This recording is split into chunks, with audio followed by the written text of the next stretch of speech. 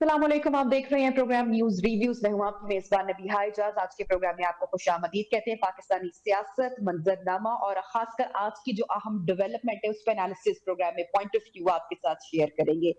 अच्छा, एक बार फिर से ऐसा लग रहा है पाकिस्तानी सियासत जो है वो फैसला कुन मोड़ पर दिखाई दे रही है, लेकिन जो अहम फैसले हैं वो होते हुए दिखाई नहीं दे रहे हैं। वजीर आजम मियां शहबाज शरीफ की जानिब से मुज़ाकरात की पेशकश की गई थी, उससे पहले 12 पीटीआई की जानिब से पेशकश को रद्द किया गया था। अब जो इतलात सामने आ रही है वो ये है कि चेयरमैन पीटीआई मुज़ाकरात की बात कर रहे हैं, पीटीआई मुज़ाकरात की बात कर रहे हैं, लेकिन जो ये इस वक्त बदलता हुआ रुख है, क्या ये पीटीआई की हिकमत अमली है या कोई और रास्ता उनके पास मौजूद नहीं है, ये आज जानने की हम कोशिश करेंगे। प्लस 2025 गुजर चुका, खत्म हो चुका, नए साल में हम जा रहे हैं, 2026 का आगाज हो रहा है। सियासी मुकदमात वहीं पर हैं, सियासी कशीदगी वहीं पर मौजूद है, तो ऐसा लग रहा है कि नए साल में भी बज़ाहिर कुछ बदलने वाला नहीं है, कोई तब्दीली दिखाई नहीं दे रही है। तो क्या 2026 की जो सियासत है वो मुफाहमत की तरफ बढ़ेगी या नहीं बढ़ेगी, और इसके लिए जो पहला कदम है वो किसको उठाना पड़ेगा? हुकूमत ये कहती है, विफाक ये कहती है कि जो पीटीआई है वो गालम गलोच करती है। ख्वाजा की भी आज की स्टेटमेंट सामने आई, जबकि पीटीआई जो है वो हमेशा वही शिकवा करते हुए दिखाई देती है कि बानी पीटीआई जो है वो जेल की सलाखों के पीछे है, ऐसे में मुज़ाकरात कैसे हो सकते हैं। लेकिन अब थोड़ी सी जो लचक है वो हमें पीटीआई के अंदाजे गुफ्तगू में थोड़ी सी दिखाई दे रही है। दूसरी जानिब इमरान खान से ऑब्वियसली हम डेली प्रोग्राम में बात करते हैं, जो मुलाकात का बुहरान है वो ताहाल कायम है। बात करेंगे सारी सिचुएशन के ऊपर। प्रोग्राम में हमारे साथ मौजूद हैं राजा अंसारी साहब, पाकिस्तान मुस्लिम लीग नून से हैं, अदील अहमद पाकिस्तान तहरीक इंसाफ से, और मोहम्मद उस्मान बादिनी साहब रहनुमा जेयूआई से इस वक्त हमारे साथ प्रोग्राम में मौजूद हैं। राजा अंसारी साहब, प्रोग्राम में गुफ्तगू का आगाज पहला सवाल आपके सामने ही रखूंगी। बार बार बात की जाती है मुज़ाकरात की, और हुकूमत ये कहती है कि वजीर आजम मियां शहबाज शरीफ ने खुद 4 बार मुज़ाकरात की पेशकश कर दी। वी एग्री दैट, हमने देखा भी, सुना भी, जाना भी। लेकिन अगर हुकूमत वाकई ही मुज़ाकरात के लिए संजीदा है तो इसके कोई अमली इकदाम अभी तक तो हमने नहीं देखे हैं। अगर कुछ हुए हैं तो आप भी हमारे नॉलेज में ले आए। देखें, पहली बात, जो बुनियादी बात है जिसे समझने की जरूरत है वो ये है कि ये अब पाकिस्तान तहरीक इंसाफ को भी समझना पड़ेगा कि ये मुल्क किसी ना किसी कानून के मुताबिक चलता है, आइन के ठीक है। मुताबिक चलता है। इसे हम ना मारवाए आइन ले जा सकते हैं, ना मारवाए कानून ले जा सकते हैं। लिहाजा ये हम्म। बात हमसे कोई तवक्को ना रखे कि हम कोई खिलाफ आइन या खिलाफ कानून कोई बात कर लेंगे, क्योंकि ये लोग तो किसी आइन को, किसी कानून को मानते नहीं है। अभी भी मोहतरम वजीर आजम ने जो इन्हें पेशकश की है मुज़ाकरात की, वो ये की है कि हम्म। आप अपने जायज मुतालबात, आइन और कानून की हम्म। रूह में जो जायज मुतालबात हैं वो अगर हम्म। आप लेके आएंगे तो आपसे जरूर मुज़ाकरात होंगे, और वो पहले दिन से हमारी ठीक है। ऑफर वैलिड है। लेकिन तो अगर जायज आप कोई इस मुतालबात कौन तरह, से, ये भी बता दें, जायज मुतालबात कौन से हैं? नहीं, जायज कोई भी मुतालबा हो जो जिसको पाकिस्तान का आइन इजाजत देता हो, जैसे पाकिस्तान के कानून में गुंजाइश हो, वो उस पर तो जरूर बात हो सकती है। लेकिन ऐसा अच्छा। कोई मुतालबा, मिसाल के तौर पर अभी वो बज़िद हैं मुलाकात करने पर, तो मुझे बताएं हम्म। कि क्या सुप्रीम कोर्ट का वो फैसला इस वक्त की मौजूदा हुकूमत पे, जेल इंतजामिया पे बाइंडिंग नहीं है, जिसमें यह कहा गया था कि हम्म। जो शख्स सजाई याफ्ता हो, नाअहल हो, उसे सियासत करने का इख्तियार नहीं, और कैद में रहकर वो सियासी हम्म। मुलाकातें नहीं कर सकता। कैद में अच्छा। रहकर उसके साथ मुलाकातें करने वाले बाहर जाकर प्रेस कॉन्फ्रेंसेस में सियासी जो पैगाम रसानी है वो नहीं कर सकते, और वहां जाकर हम्म। इस तरह का माहौल नहीं बना सकते। ये सारी दुनिया को मालूम है कि वो क्या करते रहे हैं। पहले मुलाकातें हम्म। हर किसी को इजाजत थी कि मुलाकात कर सके, अभी भी फैमिली को अच्छा। इजाजत है, फैमिली ने रिसेंटली मुलाकात की भी है।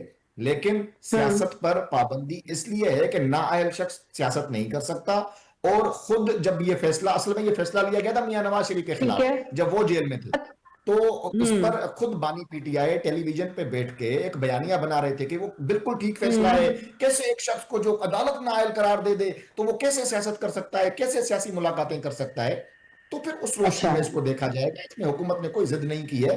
आप जाएं हम्म। कोर्ट से वो फैसला वापस दिलवाएं, वो उस पे साकिब निसार और उसकी पूरी टीम माफी मांगे कि वो फैसला सिर्फ और सिर्फ मियां नवाज शरीफ को मद्देनजर रख के किया गया था। वो आज माफी मांग लें, हम्म। कल को मुलाकातों के उस इशू पर नजरसानी की जा सकती है। ठीक है, ये यहाँ पे तो ये भी बात है ना कि जेल में जो सियासी फैसले हैं उस पर तो पाबंदी लग चुकी है।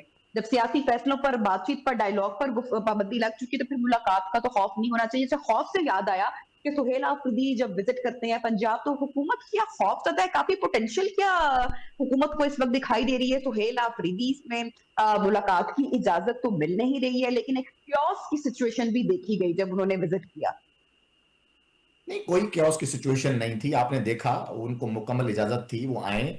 जिन लोगों के लिस्ट में नाम शामिल थे, अब देखें ना, यही तो इनका, ये समझते हैं कि पूरा मुल्क जो है वो इनके वालिद साहब की जागीर है, जहां जाएंगे जिसको हम्म। ले जाएंगे। भाई, कानून के मुताबिक करें ना काम, जो भी करना है।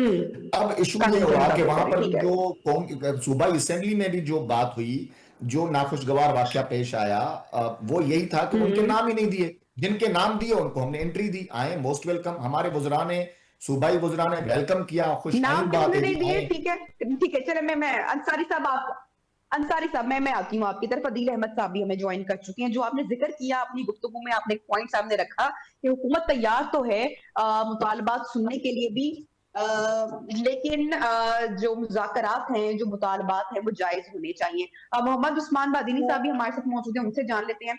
अच्छा, ये फरमाइएगा सर कि जो इस वक्त JUIF है, खुद को मुकावमत की सियासत में कहाँ पर खड़ा हुआ देखती है, मुज़ाकरात की चर्चा और ये बात हो रही है, कहाँ पर ये जाते हुए मुज़ाकरात आपको दिखाई दे रहे हैं, और ये जायज मुतालबात जिसकी चर्चा है, आपका क्या पॉइंट ऑफ व्यू है इस पर? शुक्रिया बीवी।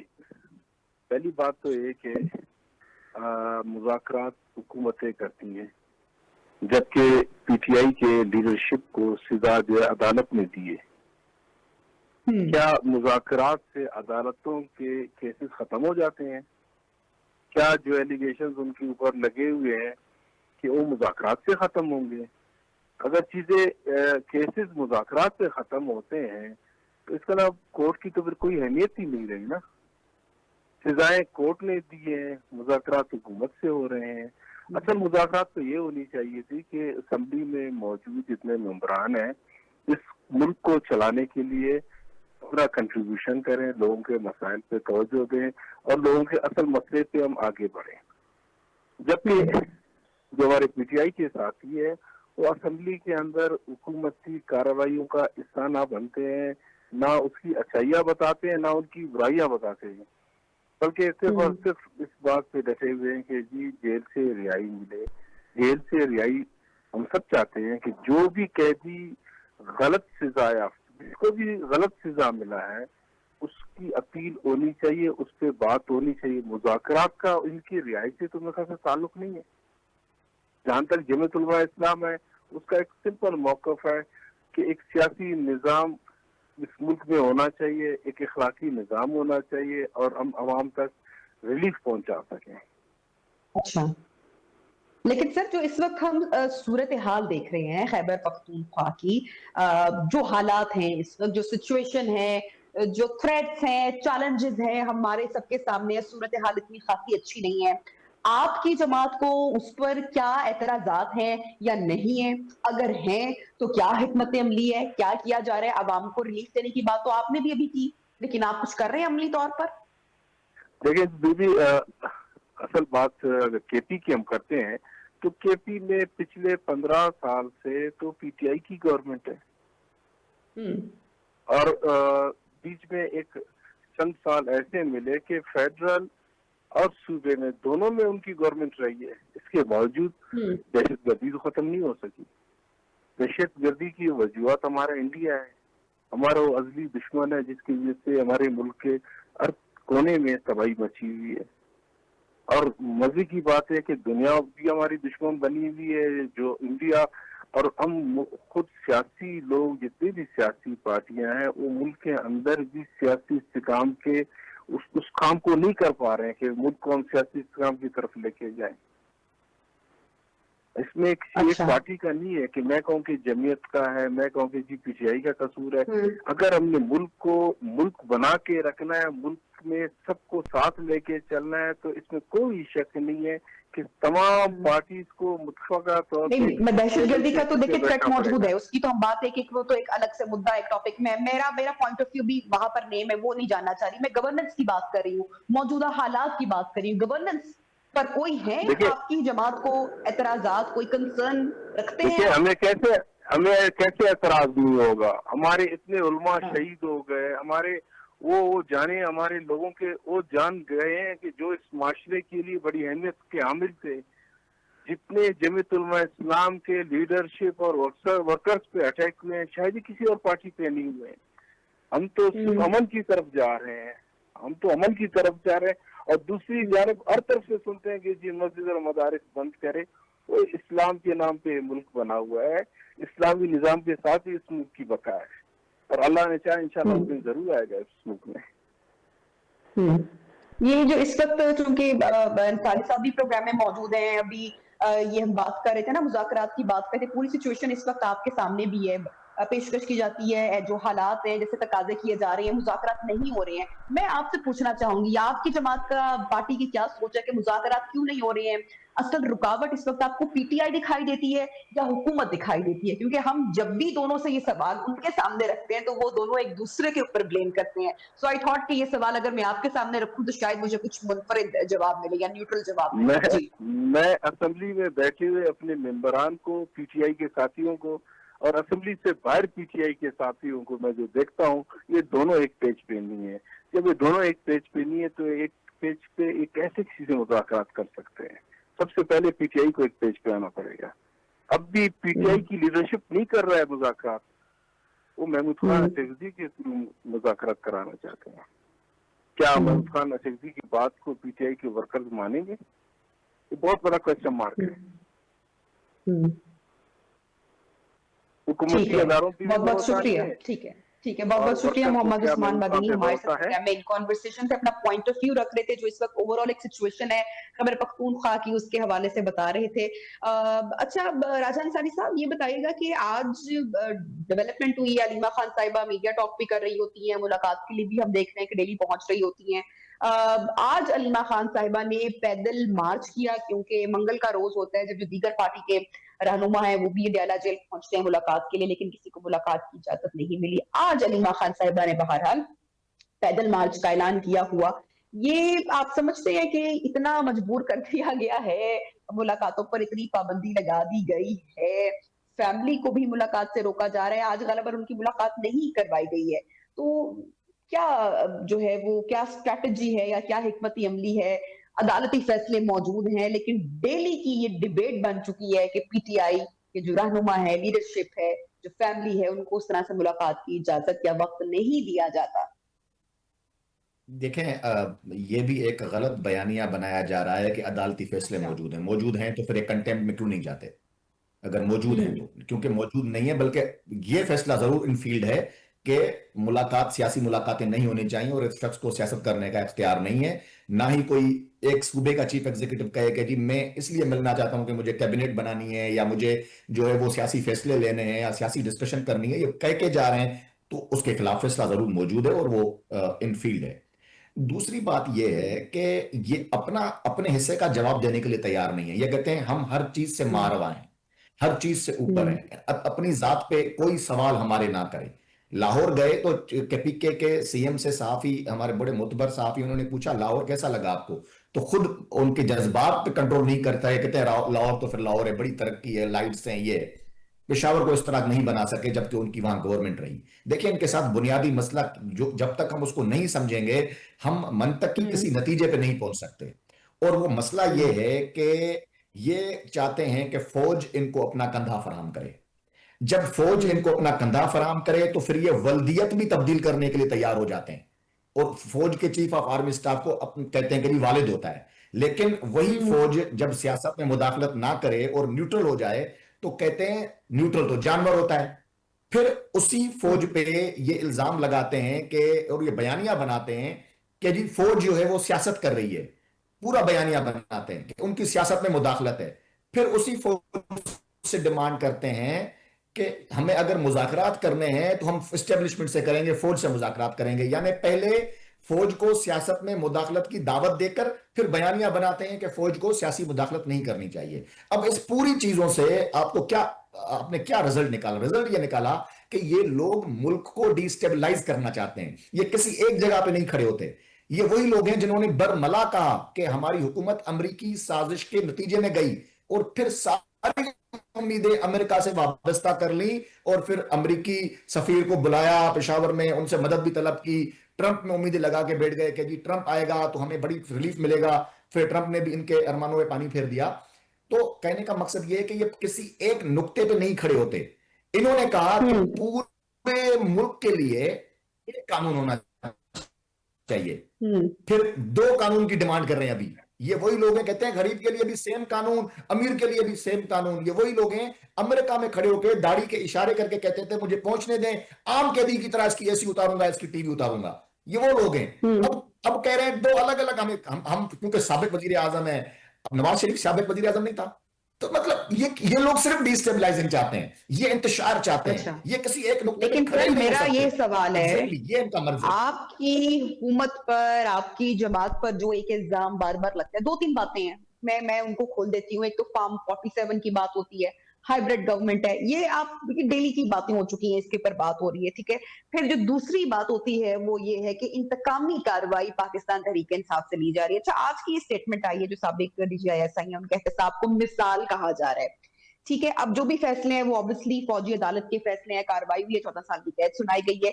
लेकिन क्या ये जो मयार है ये तमाम इदारों पर होगा? वो एक लफ्ज का इस्तेमाल किया जाता है ना कि ये एक चक्रव्यूह है शायद हमारा जो सियासी निजाम है या मुल्की निजाम है, कि सिर्फ नाम जमातें बदलते रहते हैं लेकिन हालात वैसे ही रहते हैं। तो आपकी जमात ने कुछ डिफरेंट किया, इस हुकूमत में सब कुछ शफाफ तरीके से हो रहा है, लेकिन अगर हो रहा है तो फिर मेरा सवाल ये कि फिर इंतकामी कार्रवाई की जा रही है, इंतकामी सियासत की जा रही है, ये इल्जाम आप क्यों अपने ऊपर ले रहे हैं?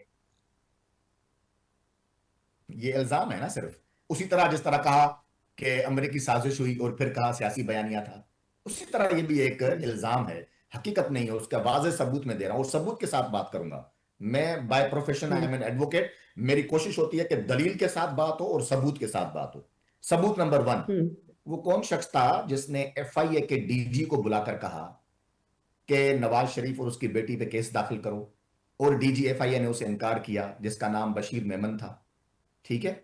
वो ये होता इंतकाम। जब आप इंतकाम लेते हैं ना तो आप इंतकाम की आग में इतने अंधे हो जाते हैं कि आप DG FIA को वजीर आजम हाउस तलब करके कहते हैं नवाज शरीफ पर, उसकी बेटी पे, शहबाज शरीफ पे केस दाखिल करो। ये होता है बेसिकली इंतकाम।